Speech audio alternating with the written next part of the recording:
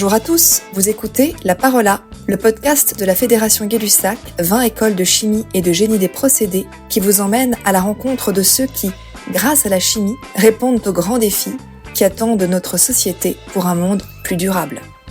Bonjour Vincent et merci d'être là. Vous êtes fondateur et dirigeant de Energo, qui est une entreprise qui a maintenant 7 ans et qui emploie une vingtaine de collaborateurs. Et vous avez développé une technologie innovante pour convertir des gaz en molécules décarbonées à grande valeur ajoutée, notamment pour l'aviation. Vous avez avant cela travaillé une dizaine d'années chez Total Energy comme ingénieur process et aussi dans les opérations directement sur les plateformes pétrolières. Et vous êtes diplômé d'une école de la Fédération Gay-Lussac, diplômé de chimie ParisTech en 2008. Et votre activité aujourd'hui est basée à Lille. Et on va échanger aujourd'hui sur un sujet qui nous intéresse particulièrement à la Fédération Gay-Lussac, c'est le sujet des énergies renouvelables, et plus précisément des possibilités offertes par la chimie dans ce domaine. Alors pour commencer, Vincent, est-ce que vous pourriez nous faire un peu un tableau des données sur l'impact écologique des énergies aujourd'hui, en France ou dans le monde ?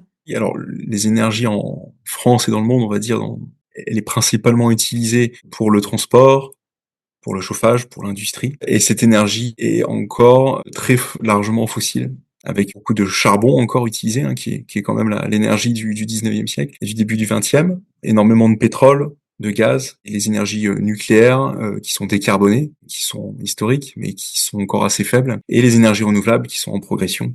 Donc quand on parle d'énergie renouvelable, on parle d'électricité renouvelable, mais également tout ce qui va être biogaz, bioénergie. Donc actuellement, en Europe en tout cas, il y a une transition qui est en place vers les énergies renouvelables, les énergies décarbonées. Elle est sous 3 formes, donc l'éolien, le solaire et les énergies de type biogaz à partir de digestion. L'hydroélectricité était déjà en cours. Le nucléaire est assez développé en Europe puisqu'il y a très peu de construction et la France est leader là-dedans avec une bonne partie de son électricité d'origine nucléaire. Il faut savoir que même en France, même si l'électricité est largement décarbonée du fait du nucléaire, de l'éolien et du photovoltaïque, une grosse partie de l'énergie est quand même fossile, issue du pétrole et du gaz. Donc voilà, ces énergies sont en transition et le but c'est de remplacer ce pétrole et ce gaz vers un gaz renouvelable ou une électricité et puis ne plus utiliser de pétrole. Plus spécifiquement sur les transports, est-ce qu'on a une idée de l'impact sur les gaz à effet de serre en termes de pourcentage d'émissions qui vient directement du secteur du transport ?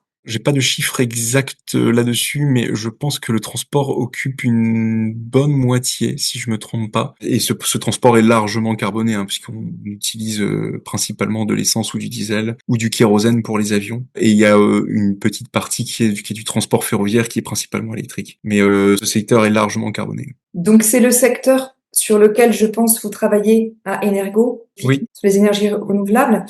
Et donc, je le disais en introduction, donc vous transformez du biogaz en molécules décarbonées. Est-ce que vous pouvez nous expliquer le principe, comment ça fonctionne ? Alors, nous avons développé une technologie du monde de la chimie qui permet de faire des réactions chimiques. Je pourrais rentrer en détail un petit peu plus tard si vous souhaitez. Qui permet de faire des conversions chimiques. Donc, notre matière première, c'est le biogaz. Le biogaz, c'est une production qui était émergente en Europe, qui l'est toujours.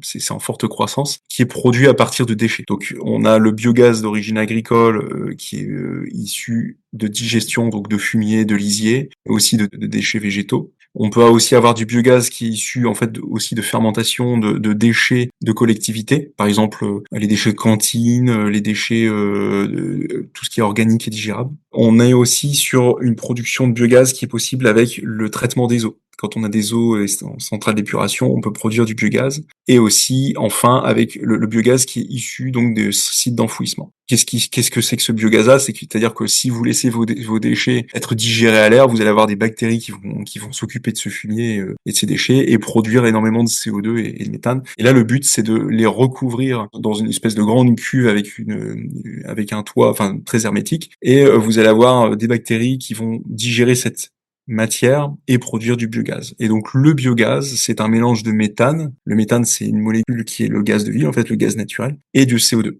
Donc ces molécules sont complètement biogéniques, renouvelables, puisque c'est issu d'un déchet. Et donc pour le moment, ce biogaz, il est injecté dans le réseau gazier, c'est-à-dire qu'on va traiter ce gaz-là, l'injecter dans le réseau en substitution du gaz naturel fossile. Donc ça fonctionne très bien quand vous êtes à proximité d'un réseau gazier.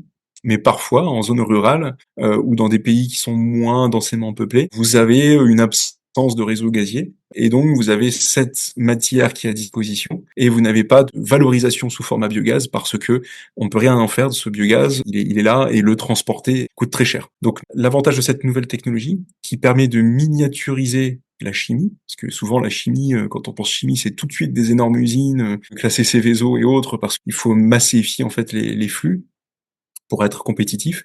Alors que là, notre source, c'est des petites unités de biogaz qui sont disséminées sur le territoire. Et donc, grâce à notre nouvelle technologie, on est capable de faire des transformations chimiques très efficaces et très compétitives directement sur le site. Donc nous, notre technologie va nous permettre de nous installer sur les sites biogaz et de transformer ce gaz-là de deux manières. Premièrement, on va le transformer en méthanol. Donc qu'est-ce que c'est que le méthanol? C'est un alcool. C'est typiquement ce qu'on appelle l'alcool de bois. On a une transformation qui permet de rendre un gaz en un liquide. Donc ça c'est très bien parce que du coup je le rends beaucoup plus dense et il est facile à transporter dans une citerne. Et la deuxième opération, c'est que ce biogaz, je vais changer et le CO2 et le méthane qui est contenu, je vais le transformer en méthanol, donc c'est une meilleure valeur ajoutée qu'initialement. C'est ce qui fait que notre technologie rend rentable ce genre d'installation, je peux les transporter facilement. Et ensuite, ce méthanol, c'est un peu une molécule plateforme, je peux en faire de la chimie, c'est utilisé dans des solvants, donc un certain nombre de clients l'utilisent pour des solvants et pour des molécules chimiques. Et il y a une autre vocation qui est plutôt vocation énergétique, donc qui est utilisée pour fabriquer du biodiesel, qu'on trouve actuellement à la pompe, hein. Et une autre utilisation, c'est le carburant maritime, avec une nouvelle directive européenne où on va imposer aux transporteurs d'incorporer de plus en plus de méthanol renouvelable pour diminuer l'impact carbone du transport maritime. Et enfin, la dernière, comme vous dites dans votre question, c'est le transport aérien, c'est-à-dire que ce méthanol, je peux le transformer ensuite en kérosène avec une autre réaction chimique et je vais pouvoir alimenter mes compagnies aériennes qui vont pouvoir substituer progressivement le kérosène fossile en kérosène renouvelable. Aujourd'hui, est-ce qu'on a suffisamment de déchets pour pouvoir produire suffisamment de carburant biosourcé pour l'activité d'aviation maritime, les voitures, enfin notre transport en fait en France par exemple? Alors, est-ce qu'on pourra substituer notre consommation qu'on a actuellement en 2025? La réponse est non, et loin de là. Nous, on a fait des estimations sur l'intégralité des déchets qui sont produits en Europe, tous les déchets agricoles, tous les déchets de l'agro-industrie, les eaux usées et ainsi de suite. On est sur un gisement qui va nous permettre d'être à peu près à un tiers de la consommation européenne. Et encore, j'ai adressé tout mon potentiel, c'est-à-dire qu'il n'y a plus aucun déchet qui est perdu. Je recycle tout ce que je peux en Europe et je le change en carburant. J'ai un tiers de la consommation européenne. Donc, si on veut être 100% renouvelable, il faut qu'on puisse réduire cette consommation d'au moins 2 tiers. Donc, ça va être il faut quand même ne pas oublier que la meilleure énergie, c'est celle qu'on consomme pas. Donc, faire des grosses économies d'optimisation dans les transports notamment et dans nos consommations. Et ensuite, l'ultime besoin peut être compensé justement par ces carburants renouvelables. Et dans ce cas-là, je serai complètement déjà indépendant en énergie, donc c'est un grand point stratégique. Et deuxièmement, pour l'environnement, être complètement décarboné. Mais énergies renouvelables ne pourront pas remplacer notre consommation. Oui, et puis on voit bien aussi que l'agriculture doit aussi être plus raisonnée ou plus sobre, consciente autour de l'agriculture, en tout cas de la viande, de choses comme ça. Donc on voit que là aussi, il y aura peut-être moins de déchets. C'est un ensemble de comportements à faire évoluer. Sur les énergies renouvelables, est-ce que vous pouvez nous partager peut-être aussi d'autres tendances, d'autres possibilités? Il y a des directives européennes qui sont clairement établies sur les énergies, donc c'est les fameuses RED 2, RED 3. Donc ces directives, qu'est-ce qu'elles disent? Premièrement, se décarboner et avoir une indépendance énergétique, étant donné que l'Europe ne produit pas ou très peu d'énergie fossile, elle est obligée de promouvoir des énergies renouvelables, sinon c'est continuer, prolonger sa dépendance aux productions fossiles et surtout aux importations en fait de pays étrangers qui sont hors Europe. Donc la stratégie que met en place l'Europe, c'est de se décarboner via l'électrification principalement, la promotion du biogaz. Donc le biogaz, on en a parlé, et l'électrification, c'est le nucléaire et également l'éolien, le solaire et puis aussi derrière le fait d'utiliser moins d'énergie pour se chauffer, avoir une agriculture plus raisonnée et aussi utiliser beaucoup plus la géothermie, beaucoup plus dans nos bâtiments, la géothermie et l'autoconsommation avec notamment des chauffe-eau solaires. Donc ça, c'est un énorme chantier à mettre en œuvre. Et aussi, il y a des grands chantiers qui sont le pilotage en fait de ces énergies renouvelables, puisque au plus dans le mix énergétique, on a de l'énergie renouvelable qui est par essence intermittente, et c'est encore plus vrai pour l'éolien et le solaire. Au plus, j'aurai des contraintes en fait de régulation de cette énergie. Donc c'est un tout qui doit se mettre en œuvre. On a les sources de production qui sont fonctionnelles, l'éolien et le solaire, mais si je veux pouvoir piloter cette énergie, il faut absolument que je puisse le stocker, je puisse réguler mes consommations avec derrière des consommations qui doivent se faire en période nocturne pour certaines recharges de batterie par exemple. Donc le sujet est assez vaste et complexe. On reviendra sur cette question de stockage et de distribution.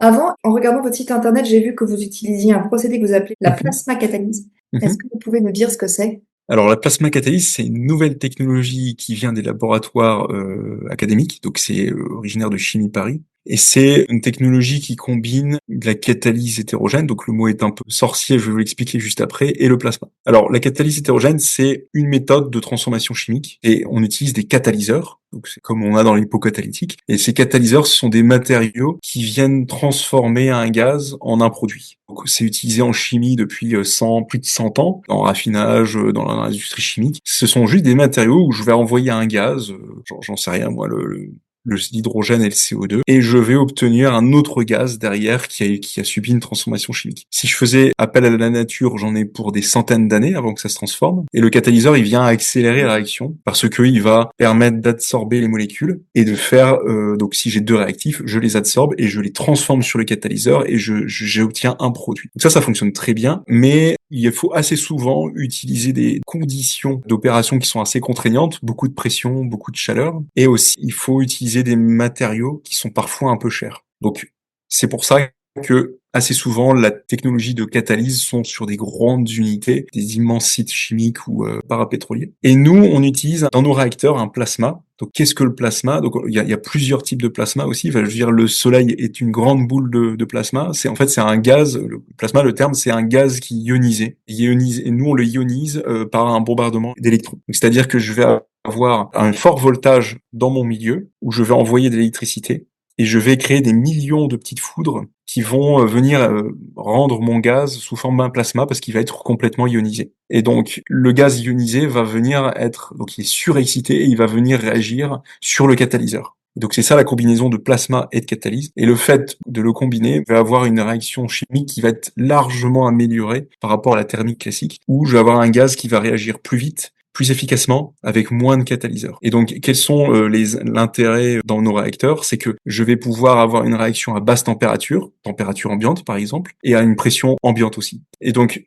quand j'ai une petite usine chimique que je dois installer à la ferme, on va éviter d'être sur des pressions et des températures tellement extrême que je suis obligé d'avoir un petit site Céveso dans chaque ferme. Le fait d'utiliser le plasma va nous permettre d'être très sécurisé. C'est-à-dire que je peux mettre à pression ambiante et température ambiante, je peux mettre mon installation en sécurité en un rien de temps. C'est-à-dire que je ferme mon plasma, la réaction s'arrête. Et donc ça, c'est un aspect sécuritaire. Et l'aspect économique derrière, c'est que mes réacteurs sont beaucoup plus petits en termes de taille, parce que j'utilise beaucoup moins de catalyseurs, et j'utilise des catalyseurs qui coûtent moins cher. Et donc tous ces petits avantages cumulés font que mes petites usines chimiques disséminées dans les fermes sont compétitives parce que je me retrouve pas avec des capex qui sont délirants. Enfin, quand je veux dire capex, c'est les capital expenditures, ce sont des coûts d'investissement qui seraient très élevés si j'utilisais des technologies standards. Oui, donc c'est intéressant. Donc vos lieux de production, c'est directement là où sont produits les déchets. Voilà, sur la ferme, ouais. C'est ça. Donc là, vous mettez en place une cabine.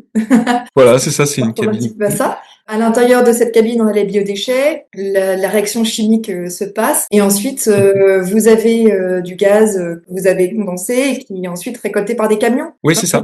En fait, notre technologie fonctionne parce que c'est un avantage technologique et c'est compétitif, mais elle se trouve un marché parce que elle vient trouver son marché en simplifiant la logistique. Alors, les déchets agricoles, ils sont produits par les fermes et c'est des déchets qui peuvent pas voyager parce qu'en fait, dedans, il y a beaucoup d'eau. La masse sèche, c'est moins de 15%. Donc ça coûterait très cher de les transborder sur plusieurs dizaines de kilomètres à chaque fois. Donc c'est vraiment le cadre de la ferme avec une grosse ferme ou plusieurs exploitants qui se mettent ensemble. Un exploitant, par exemple, qui va apporter son fumier, parce qu'il fait des vaches laitières. L'autre exploitant qui a du lisier de porc, il apporte son lisier de porc, ou bien de l'élevage de volailles. Et puis le céréalier qui apporte ses coupes de maïs ou de tonte de la commune. Et donc ces déchets-là voyagent très peu. Au plus je vais m'éloigner, et quand je dis m'éloigner, c'est quelques dizaines de kilomètres, au plus mes frais de transport vont devenir tels que mon gaz devient très peu compétitif. Donc souvent, on rayonne sur quelques dizaines de kilomètres, pas plus. Si j'ai un réseau gazier qui est éloigné à 20 ou 30 kilomètres, c'est déjà compliqué. Donc ça voyage très peu, c'est difficile à voyager. Le biogaz, c'est du gaz, il voyage très peu aussi. Et donc nous, on vient produire un alcool qui est le condensé de tout ça et qui, lui, va pouvoir voyager. Parce que par exemple, c'est pour vous donner des ordres de grandeur, pour fabriquer à peu près 2500 tonnes de notre alcool, il faut à peu près une quinzaine de milliers de tonnes de déchets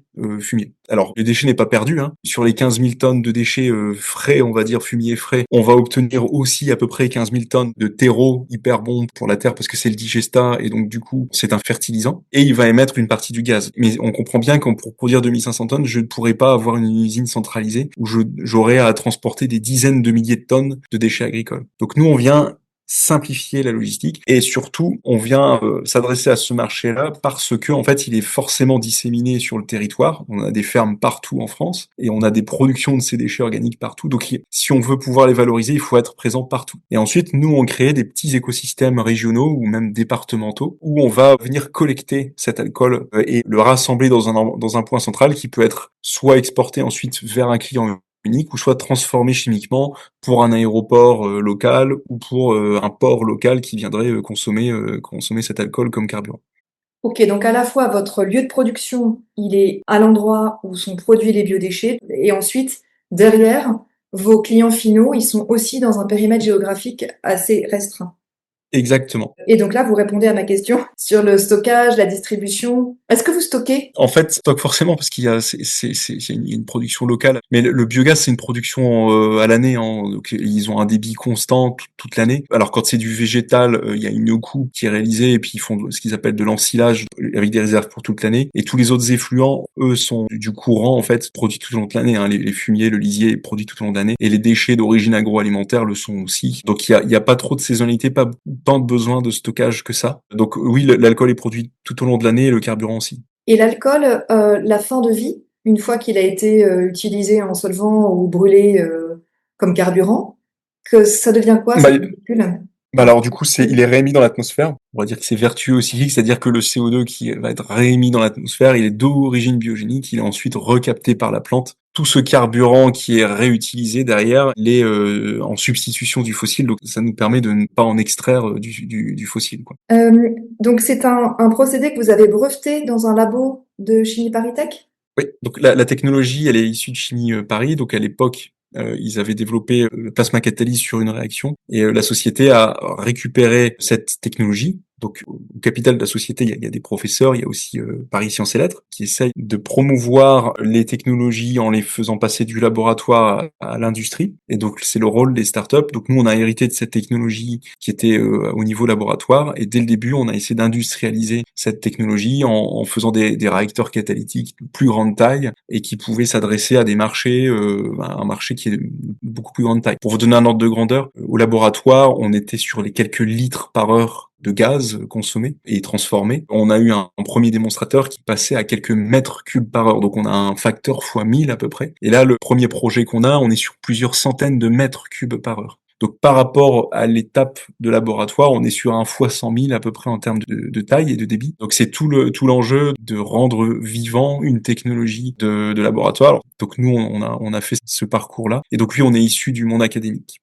Oui, c'est intéressant pour les doctorants qui nous écoutent ou même certains élèves qui ont des projets d'innovation. Il y a notamment un prix dont on est partenaire de France Chimie qui s'appelle le prix Jeune Innovation. Et donc les jeunes ingénieurs de nos écoles réfléchissent ensemble sur des projets d'innovation en chimie. Et c'est intéressant de voir que ça peut déboucher, créer vraiment de l'activité, une entreprise aujourd'hui avec 20 collaborateurs. Peut-être que sur ce sujet, Vincent, on peut finir notre échange. Comme vous êtes entrepreneur, peut-être un mot sur ce sujet de l'entrepreneuriat à nos élèves ingénieurs. Qu'est-ce que vous auriez envie de leur dire? Je dirais aux élèves ingénieurs de trouver sa voie. Moi, j'ai commencé à travailler dans un grand groupe en tant qu'ingénieur. Il y a un certain nombre d'avantages à travailler dans un grand groupe, et puis c'est très formateur et on apprend énormément de choses et on peut vivre des choses qu'on pouvais pas vivre en tant qu'étudiant, forcément. Et au bout des dizaines d'années, j'avais une envie d'entreprendre, et donc je regrette absolument pas ce choix, et je trouve que c'est extrêmement formateur d'entreprendre. Et on n'est pas obligé d'attendre, comme moi j'ai fait une dizaine d'années avant de le faire. On peut le faire dès la sortie d'école, voire même pendant l'école. Et pour celles et ceux qui sont pas familiers de l'entrepreneuriat et du monde de l'entreprise, n'hésitez pas à vous renseigner, à poser des questions auprès de vos professeurs ou d'autres entrepreneurs, parce que c'est vraiment une aventure alors qu'on peut présenter comme risquée. En vérité, on prend pas non plus énormément de risques, c'est très formateur. Donc le risque, c'est de ne pas apprendre, de ne pas se former. Et on a énormément d'accompagnement en France. On a la chance d'avoir des organismes d'accompagnement. Donc déjà dans les universités, vous avez forcément un référent entrepreneuriat ou une junior entreprise qui peut vous aider à répondre à ces questions. Vous avez BPI, qui est Banque publique d'investissement. Vous pouvez aller sur le site et regarder ou discuter avec ces professionnels qui sont aussi capables de financer en fait l'entrepreneuriat si c'est un besoin derrière, soit de subvention, soit de prêt ou de garantie. Mais en tout cas, que vous ayez ou pas des moyens capitalistiques, n'hésitez pas à entreprendre, parce que c'est vraiment une formidable aventure. Vous allez apprendre énormément de choses, pas forcément dans le domaine dans lequel vous êtes formé. Vous allez apprendre ce que c'est qu'un business plan, du marketing, qu'est-ce qu'une entreprise, le travail juridique derrière, le marché, et vous allez faire des rencontres formidables. Voilà, vous allez aussi apprendre énormément sur vous-même, ne pas abandonner, persévérer, et que ça fonctionne ou que ça fonctionne pas. Je pense que après 1 ou 2 années d'entrepreneuriat, on a appris beaucoup de choses, et on pourra le valoriser dans n'importe quelle entreprise. Donc si vous avez des idées d'entrepreneuriat, n'hésitez pas à vous lancer, ou en tout cas en discuter, même si vous lancez pas tout de suite. Construire un BP et vous renseigner sur la chose, c'est forcément formateur. Un grand merci Vincent pour notre échange. Vous allez susciter des vocations dans les énergies renouvelables et peut-être ou dans l'entrepreneuriat. Avec plaisir. Merci Vincent.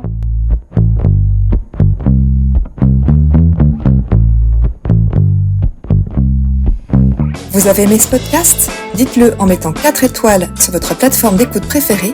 Abonnez-vous à notre chaîne de podcast, la Fédération Gay-Lussac fait sa chimie, et retrouvez-nous sur notre site internet 20écolesdechimie.com et nos réseaux sociaux. À bientôt!